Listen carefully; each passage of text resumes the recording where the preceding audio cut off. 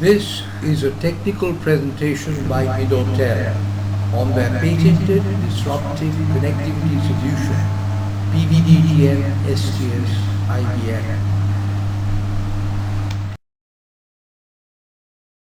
The company's mission is to provide permanent cyber security to all organizations, internal networks, databases, and WAN computing against hackers, modes, and malware using their Pvdtn-Sts-Ibn connectivity solution.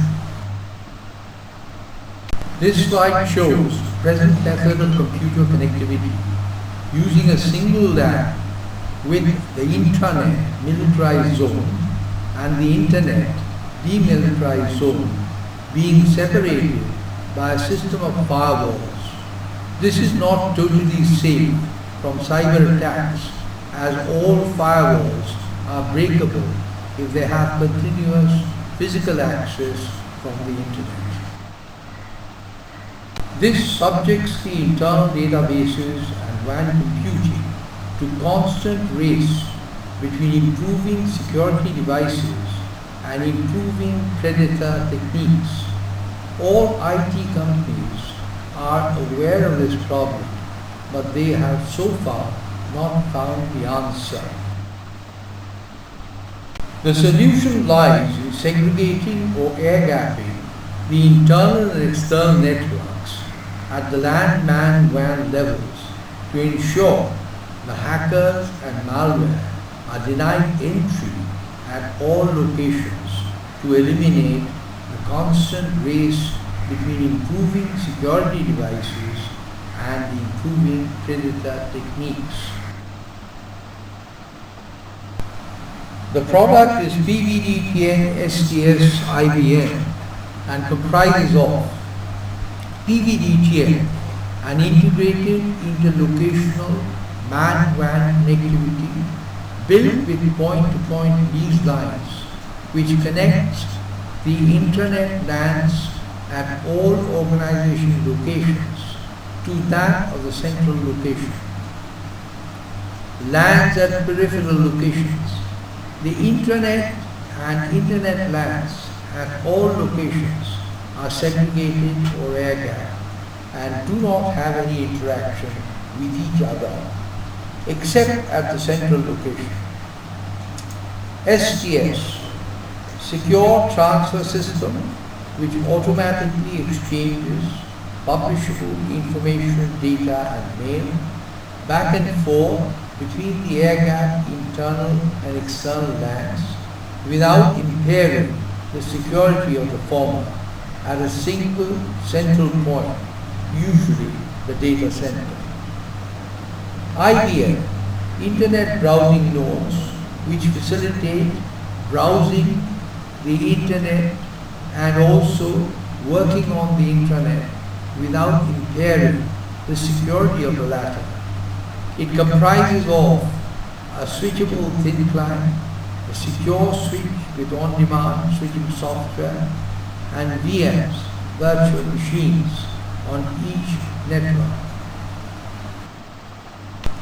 This slide shows the schematic diagram of the Pvdtn nodal structure and shows how the lease line bandwidths are split by the channel splitter, which is a TDM mouse, and fed into the circuit switch router, EPACs, and the packet switching router, the data router. This slide shows the details of the Pvdtn node structure. A is the channel splitter, B is the EPACs, circuit switch router, C is the data router, packet switching router. This slide shows the schematic diagram of the unification of all data and voice LANs covered by a MAN, metropolitan area network. S1 and L1 are the circuit switch and packet switch LANs at the central location. S2, L2, S3, L3, S4, L4 and S5, L5 are similar LANs at the four peripheral locations shown. S1 is connected to S2, S3, S4, S5 through fiber optic cables and media converters. Similarly, L1 is connected to L2, L3, L4, L5 using fiber optic cables and media converters. This slide shows the nodal structure of the central location of the man, which is connected to the peripheral locations, voice and data lands through the fiber optic cables and media converters. The central EPAX has both E&M trunks fed from the channel splitter and IP trunks connected to the peripheral EPAXs through their respective IP trunks. There is a single switching and routing point at this central MAN location. This slide shows the peripheral nodal structure and shows how the EPAXs and data routers at these locations are connected to the central location through fiber optic cables and media converters. In this slide, A shows the principle of integration in Pvdtn-WAN connectivity, where the channel splitter splits the lead line bandwidth into a circuit switch network for voice and fax communications and an IP packet switch network for data communication and all IP services. B shows how MAN-WAN is built using P2P lead lines to connect all peripheral locations to the central location and then cross-linking them to their adjacent locations to form the tri-node architecture for alternative routing in case of a temporary light outage. This slide shows the various forms of WAN architecture. A shows a typical single-tier WAN architecture. B shows a typical multi-tier WAN architecture. C shows how a tri-node architecture is configured for alternate routing. In this slide, A shows the composite STS-IBN architecture at the central point of the network, CDC. B shows the standalone STS architecture, which comprises of the CS, company communication server, connected to the intranet LAN at the central location, the PS, company web server, connected to the internet LAN at the central location, and IS, the intermediate or relay server, connected to a secure switch SS. SS is a 3-position microcontroller-driven electromechanical RJ45 switch which connects IS alternatively to the intranet and internet LANs at the central location automatically without any manual intervention, but never to both together. C shows the IBN architecture which is available at all locations. The IBN comprises of a thin client or a PC converted to a thin client connected to a secure switch SS which is operated by an on-demand switching software loaded on the thin client.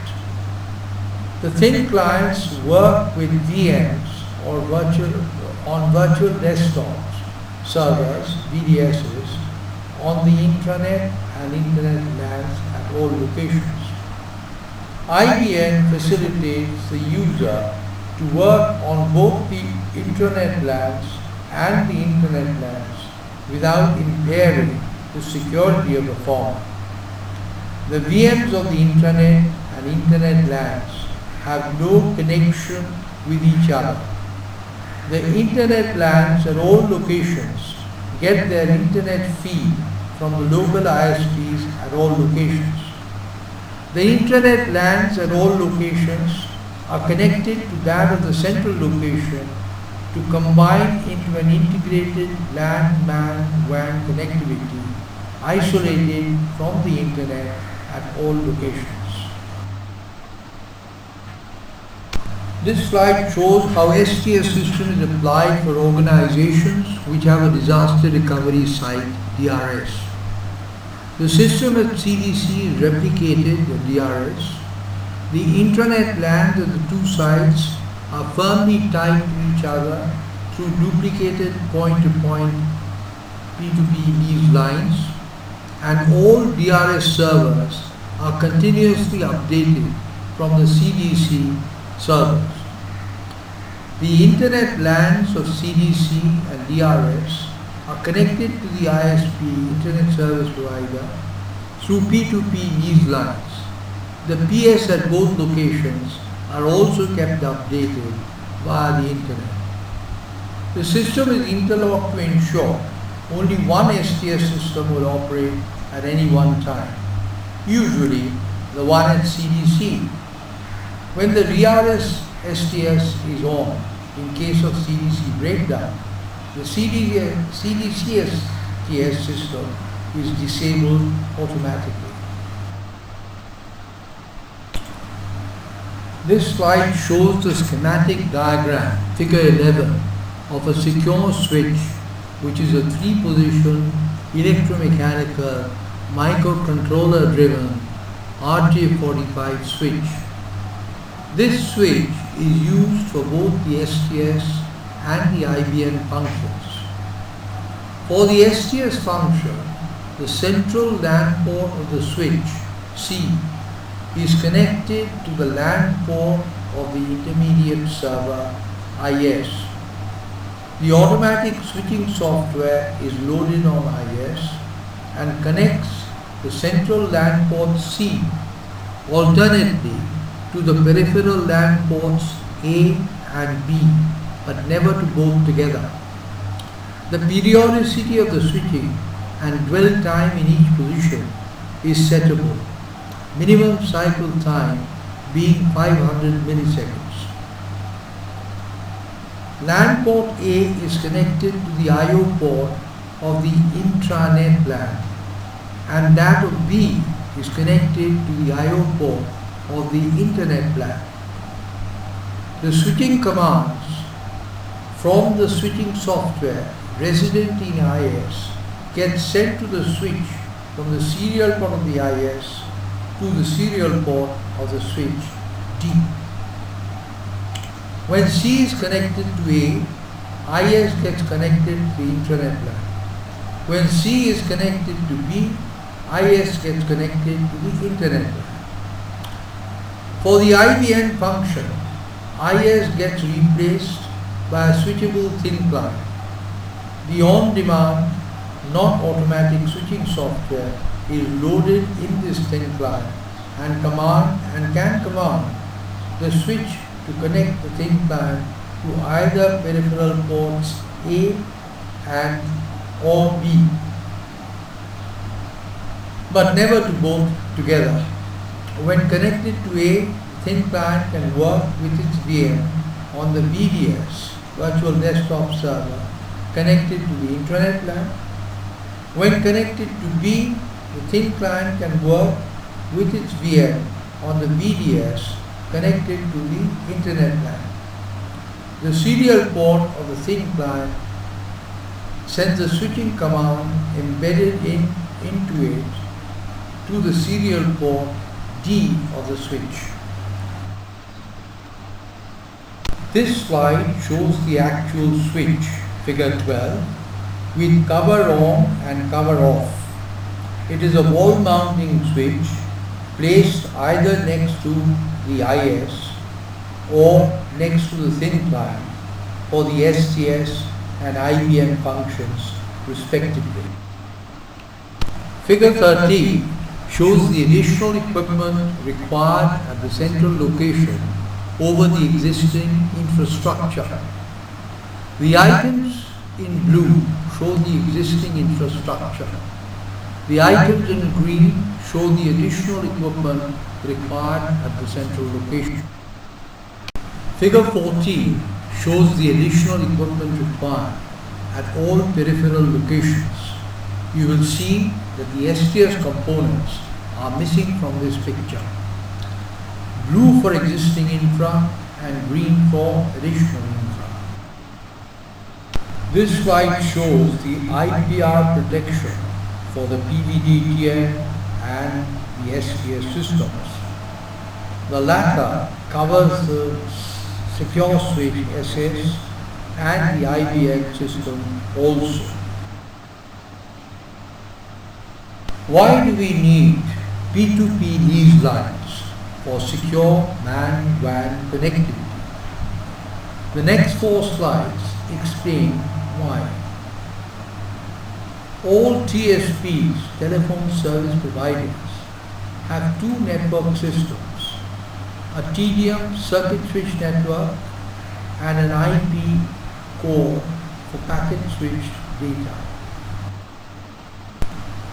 Figure 15 shows the topology of a typical ISP's IP network over which both internet, broadband and VPN services are laid out.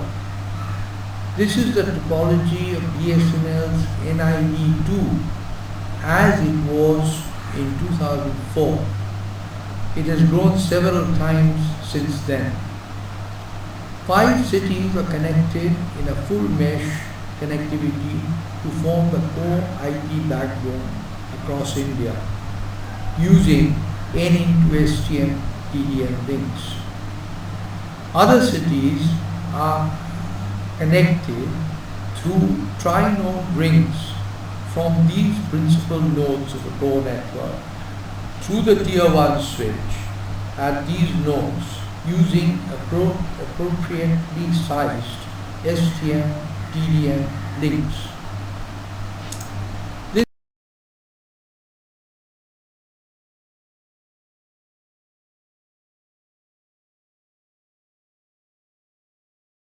Figure 16 shows the architecture of each of these nodes. The core router at the node sits on the tier 1 switch. From these switches are taken the router connections for all the services, VPN, internet through broadband or PSTN. Thus, you will note that there is continuous physical connectivity between all the routers in this IP network through the tier 1 switch at each IP node or point of presence. Thus, there is continuous public domain access to the VPN routers. Similar tier 1 switches are available as for the core network ports in the other city/town ports, where the VPN routers in such cities/towns get public domain access. Thus, all routers of an organization's VPN network connectivity have continuous physical connectivity to the public domain networks via the tier 1 switches in each city/town, and there is no air gap. In any IP network, public or private, the WAN ports of all routers in the network have continuous physical access to each other. Thus, while a router port is engaged in communication with another in the network, a third port can have simultaneous communication with it. If the IP network is in the public domain, internet, or has access from the public domain, VPN, this third port could be that of a hacker. Hence, while the various security protocols like IPsec, etc., can transport the data from one computer to another across the WAN securely, the LAN and the databases residing on it are exposed to public domain through a VPN router and the firewall behind it, which has public domain access for reasons explained above. Thus, in a VPN connectivity, every single location router is a gateway for hacker entry, and there is no air gap, as can be achieved in P2P lease-line network. For secure WAN computing, it is necessary to have a real private network, at least for data communications. Once this is there, then interlocational voice stacks can be run over this network at marginal increase in the operating cost using the patented Pvdtn system. The MPLS networks currently in vogue are another form of VPN network and are subject to the comments above. We do hope the above notes will explain the security vulnerability of your databases when these are on LANs connected to VPNs, MPLS or otherwise, of any service provider. If you wish to secure your databases and WAN computing on a permanent basis, then use point-to-point lease lines for interlocational computer connectivity.